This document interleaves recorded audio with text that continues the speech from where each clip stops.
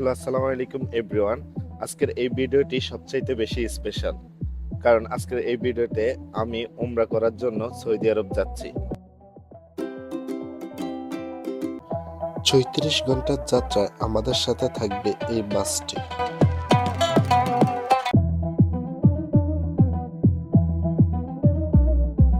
যাত্রা শুরু হওয়ার আগে আমাদেরকে কিছু জিয়ারত করানো হয়।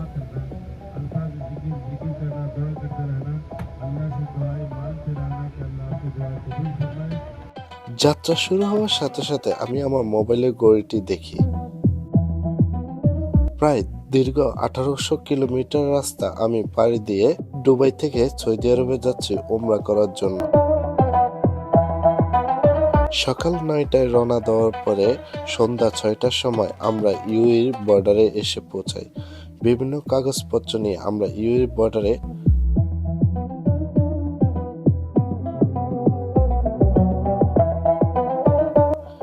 দীর্ঘ ২ ঘন্টা পরে আমরা ইউএই বর্ডার থেকে ক্লিয়ারেন্স পাই। ইউএই বর্ডার শেষ করে সাথে সাথে আমরা সৌদি আরবের বর্ডারের উদ্দেশ্যে রওনা দিই। পথটি ছিল মাত্র ২ কিলোমিটারের রাস্তা। এখন যে গেটটি দেখতে পাচ্ছেন এটি হচ্ছে সৌদি আরবের বর্ডার গেট।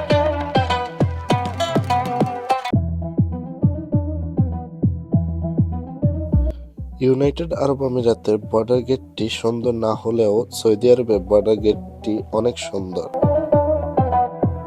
দীর্ঘ ৬৫০ কিলোমিটার পাড়ি দেওয়ার পরে আমাদের সকাল হয়ে যায়, তাই সবাই নাস্তা খাওয়ার জন্য একটি হাইওয়ের পাশে রেস্টুরেন্টে দাঁড়াই।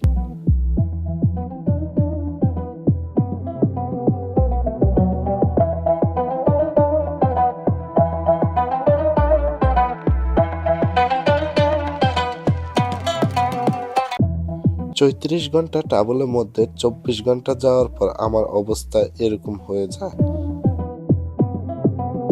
দীর্ঘ এই যাত্রায় যেহেতু আমাদের সাথে কোনো মুআল্লিম ছিলেন না, সেহেতু একজন আগে একবার হজ করার কারণে তিনি তার থেকে কিছু তালিম আমাদেরকে প্রেরণ করেন।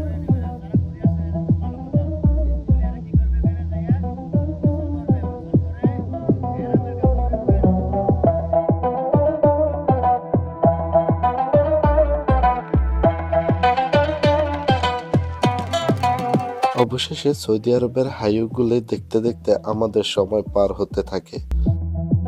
যেহেতু উমরার যাত্রাটি অনেক দীর্ঘ, সেহেতু আমি ভিডিও বেশি না করার সিদ্ধান্ত নিই। তাই কিছু কিছু শর্ট নিই যেগুলো আপনাদের সামনে উপস্থাপন করতেছি।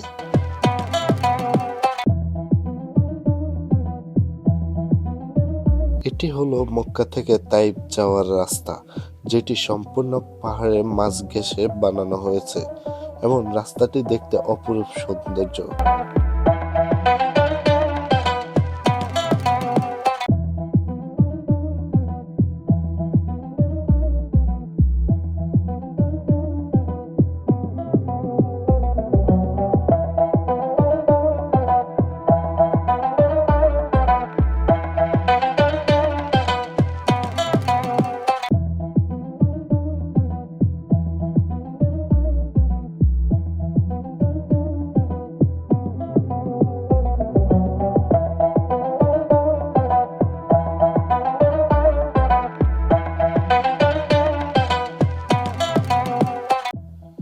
যেহেতু তাইফ থেকে মক্কার দূরত্ব প্রায় ১.৫ ঘন্টার মতো, মক্কাতে যাওয়ার আগে আমাদেরকে এহরামের কাপড় বেঁধে যেতে হবে।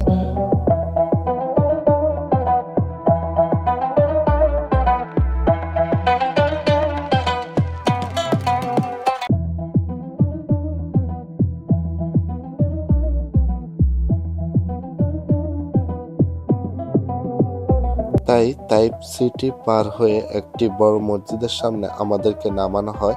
সেখান থেকে আমরা গোসল করে পাক পবিত্র হয়ে এহরামের কাপড় বেঁধে আমরা মক্কার উদ্দেশ্যে রওনা দেব।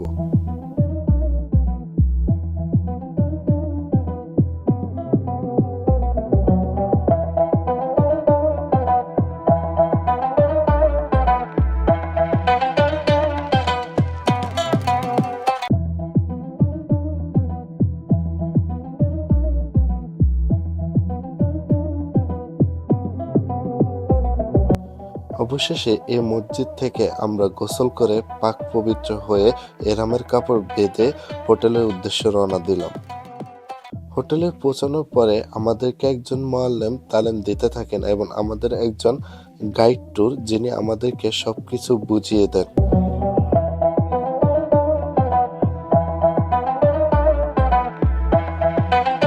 সবাই আমরা সবার রুমে লাগেজগুলো রেখে কাবার উদ্দেশ্যে রওনা দিই। দুনিয়ার সবচেয়ে বড় সৌন্দর্য বিউটি সেটি দেখার অপেক্ষায় আমরা অনেক মুগ্ধ হয়ে আছি। হোটেল থেকে কাবার দূরত্ব মাত্র 10 মিনিট, সেহেতু আমাদেরকে বাস দেওয়া হয় হোটেল কর্তৃপক্ষ থেকে।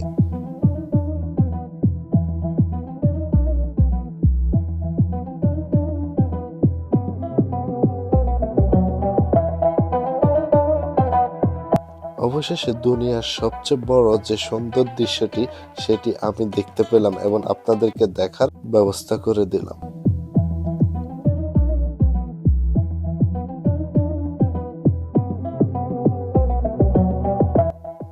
আমি আপনাদেরকে সবসময় একটি কথা বলবো, আপনি যদি মুসলমান হয়ে থাকেন দুনিয়ার এই সবচেয়ে বড় দৃশ্যটি দেখার জন্য একবার হলেও আপনি সৌদি আরবে আসবেন এবং উমরা হজ বা আল্লাহ যদি সামর্থ্য দেয় বড় হজ করে এখান থেকে যাবেন।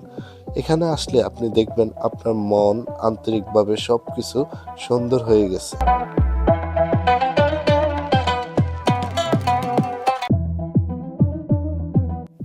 কাবাতে তাওয়াফ করার পরে আমরা চলে যাই সারা মারোয়ার উদ্দেশ্যে।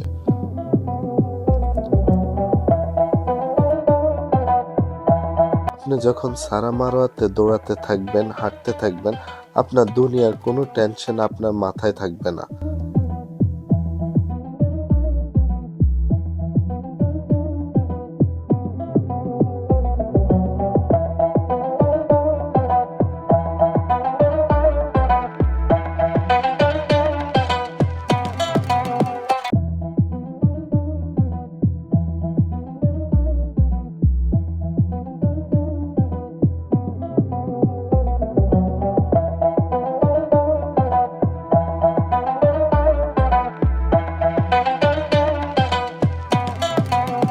উমরা সম্পূর্ণ করার জন্য আমাদেরকে কাবার মতো 7 বার চক্কর দিতে হবে এই সারা মারোয়াতে, যেখানে কোনো মানুষের সাথে কোনো মানুষের ভেদাভেদ নেই।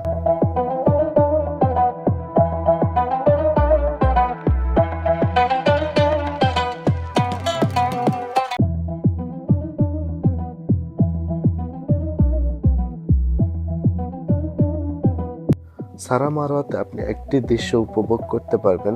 এই সারা মারোয়াতে একজন একজনকে চিনতে পারে না, আর কিভাবে হাসরের ময়দানে আমরা এইভাবে দৌড়াতে থাকলে একজন আরেকজনকে চিনব। এই দৃশ্যটি যখন উপভোগ করবেন তখন দুনিয়ার সব লোভ লালসা আপনার মাথা থেকে চলে যাবে।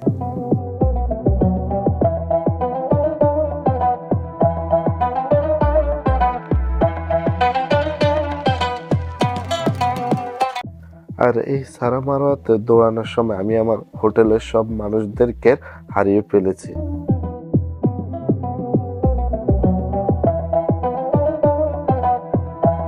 ৩৬ ঘন্টা বাস জার্নি শেষে অবশেষে দুনিয়ার সবচেয়ে বড় যে দৃশ্যটি, সবচেয়ে বড় শান্তিময় যে দৃশ্যটি সেটি দেখতে পেলাম এবং উমরা সম্পূর্ণ করলাম। সবাই আমার জন্য দোয়া করবেন এবং আল্লাহ তাআলা যেন আমার উমরা কবুল করে এবং আমার সকল দোয়া যেন আল্লাহ তাআলা সবসময় পূরণ করে।